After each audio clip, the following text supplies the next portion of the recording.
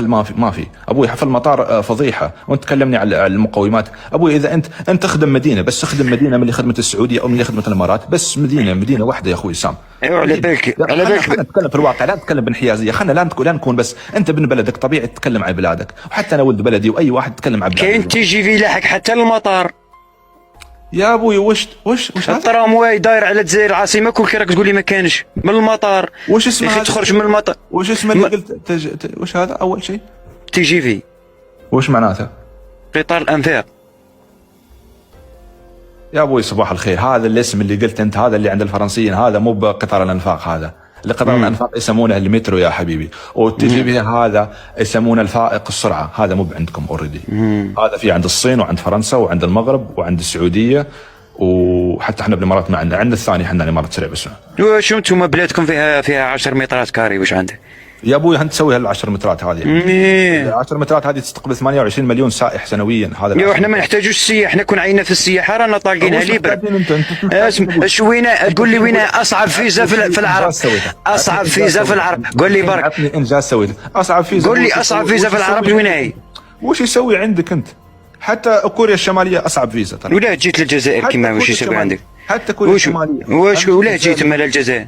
لا جيت الجماعه الجزائريين هنا يعرفون ان الوالد مستثمر يا الحبيب. قبل لا تطلع عندكم الانوك من سنه 21، قبل لا تطلع الانوك من الجنوب، يعرفوني الجماعه اللي موجودين الجزائريين يعرفوني شخصيا. فالمهم بلا ما ادخل في التفاصيل يا الحبيب، حتى كوريا الشماليه انت من جماعه اللي ياكلوا الغله ويسبوا المله هكذا. يا ابوي انتوا اللي اكلتوا غلتنا ابوي، احنا شركه. انت اللي تقول لي يا ابوي قلت لي مستثمر والله. واش قلت لي انت ما تسمع مبرمج انت. انت قلت لي هكا سمعتك هكا. انت الحين يا سام، انت الحين تبغى تقول ان الجزائر احسن عن الامارات والسعوديه مثلا؟ ما قلتلكش احسن، بصح الحمد لله. الحمد لله على كل حال. حنا ما نستهزئ ابوي، حنا ما نستهزئ. الحمد لله حنا اخوان في الاخير، حنا كنا شعب واحد، حنا كنا عرب ومسلمين. حنا ما نستهزئ. حنا المصيبه انك يوم تشوف دوله يا جماعه تكبيس لو سمحت، جانا شوي ذباب. المصيبه انك يوم تشوف انسان يتكلم من مناخيره ويتكلم عن دول ثانيه ومهتم بشؤون دول ثانيه وناسي اموره الداخليه، ناسي شعبه واموره الداخليه. وعندكم الحمد لله خير يا اخي، عندكم خير في الجزائر، وعندكم خمسه بعينيكم برك. راكم قتلتونا يا العرب بعينيكم. عندكم مساحات يا ابوي. وش نقتلك حنا يا ابوي؟ نقتلك حتى لو كانت البلدان تموت من العين كانت ماتت الامارات قبل 20 سنه. قول لي برك، قول لي الامارات ليه ما صوتتش على الجزائر؟ وش الامارات ليه ما صوتتش على الجزائر؟ يا ابوي كون جمله مفيده رحم الله والدينك. الامارات لماذا لم تصوت على الجزائر؟ ليش الجزائر في البرلمان مثلا؟ وليش وش تصوت؟ وش على ايش تصوت؟ تصوت المقعد في الامم المتحده. على وش؟ وش؟ كيف وش؟ صوتت على الجزائر مقعد الامم المتحده. كون جمله مفيده. يا دوك انا نهضر لك الهضره تاعكم، انا نهضر بلهجتي كما قلت هذيك قبيله. انا نهضر عربيه فصحى. نهضر لك هكذا تفهم ما تفهمش ما تفهمش. لماذا لم نصوت للجزائر؟ على وش انتم واسرائيل والمروك وزوج دول اخرين وثلاثه. قلت لك انا قلت لك على الدول، قلت لك باسكو انتم في انتم راكم وجه واحد. انتم واسرائيل والمغرب راكم في صف واحد. تقيدي فيكم اسرائيل واش تقول لكم ديروا. احنا الحمد لله قالها الرئيس تاعنا، الجزائريون ولدوا احرار ويبقوا احرار في تصرفاتهم وفي كلش للممات.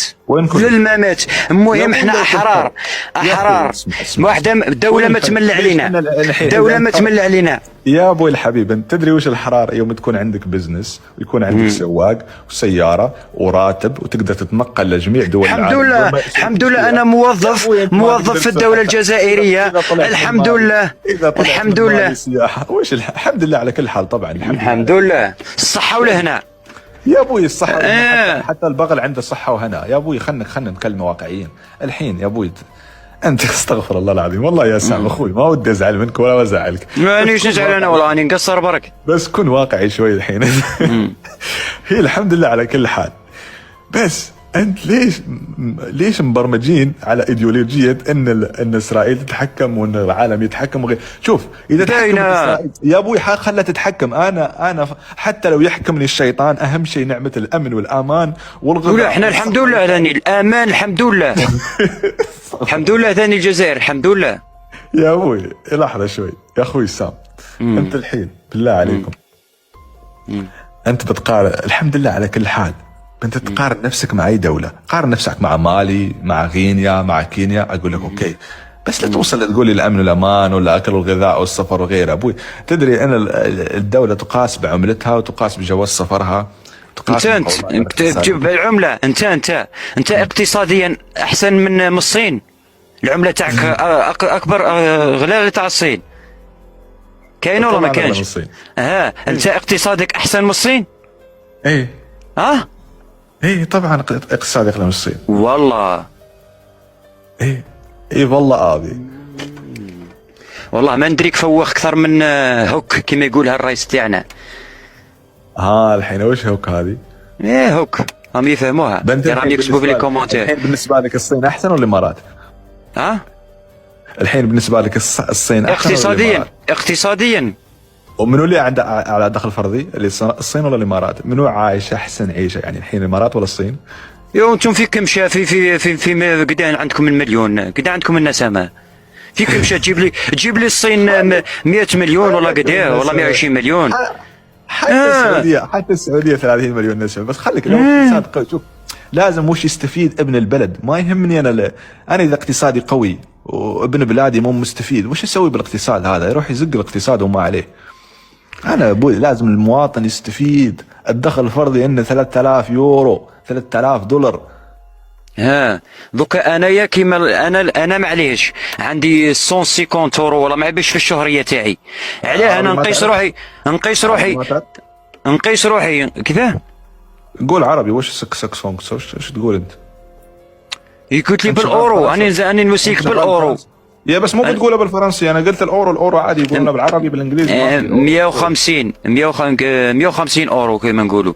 بصح في الشهر في الجزائر، راني عايش في الجزائر مانيش عايش في فرنسا. 150 اورو ادفعها حق الجوال شهريا ذي. انت عندك بصح كون تجي 150 للجزائر، شفت كيف تعيش؟ كيف تعيش؟ تعيشك لاباس الحمد لله. مثل شوشع. يا انت تاك تستفز فيا. ما بستفزك والله.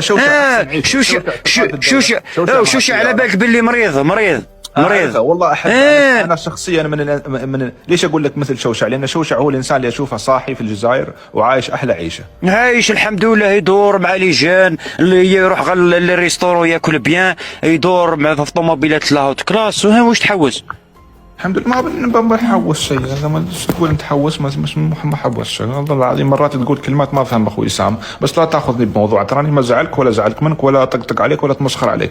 بس انا ودي الانسان اللي يقول الحق، بس هذا. انا ودي انسان. انت شوف دولتكم دولة، انا عارف انه مو من الحاكمين الرسميين، عارف ان الدول ثانيه تتحكم في الامور. حتى لو كانت مثلا احنا حتى نقول انت على قولتك مثلا انا مشيك. لو اسرائيل تتحكم في نظامي الداخلي مثلا او في رؤسائي او في حكامي غيره، اهم شيء ان احنا شايفين الخير. بس انت المصيبه يتحكمون فيك ولا انت مواكل الغله. شكون قال لك تاك عايش معايا؟ يا ابوي الحبيب استغفر الله العظيم، يعني تاك عايش معايا يا ابوي. حنا الحين في شيء اسمه عالم الانترنت، في كل شيء يقدر يعرف حتى حول. يا خلينا اخوي اللي نساكت. وش انت عندك مشكله مع الشعب الجزائري ولا مع الحكومه الجزائريه؟ انا الشعب الجزائري احبه واحترمه. وعلى فكره يعرفوني موجودين اثنين من البث، مراد وعلاء، حتى انهم يشتغلون مع اخوي الصغير، واحبهم واحترمهم واحترم والدتهم الله يحفظها ويطول بعمرها، هي جزائريه وواحد من هذه المنطقه ما بتنطق لي هذه المنطقه المازيغيه تيزي وزو والثاني من وهران. بس الله احبهم واحترمهم اثنين. انا المشكله الشعب ما عندي، انا مشكلتي ويش؟ التفاهات يطلعون المسؤولين كل يوم يقولون تفاهه يغلطون الشعب. مثل وانت شكون باه تنتقد الحكومه الجزائريه؟ كيف انا انت جزائري. انت ما ودكم مسوين فلسطين قضيه على اساس احنا عرب ومسلمين، فكنا عرب واحد يعني ترى. احنا لكن موضوعك ماكش تتكلم على فلسطين، راك تتكلم على الحكومه الجزائريه. مثال يا الحبيب، انتم ليش مبرمجين على تروح الحبيب؟ تراني المفروض احنا كنا عرب لازم تجينا غير على بعض. انت ما طلع رئيسكم اول امس وقال تكلم عن حاكم اماره راس الخيمه، مع انه سوى غلط وقال حاكم الخيمه، بس مشينا مع الامور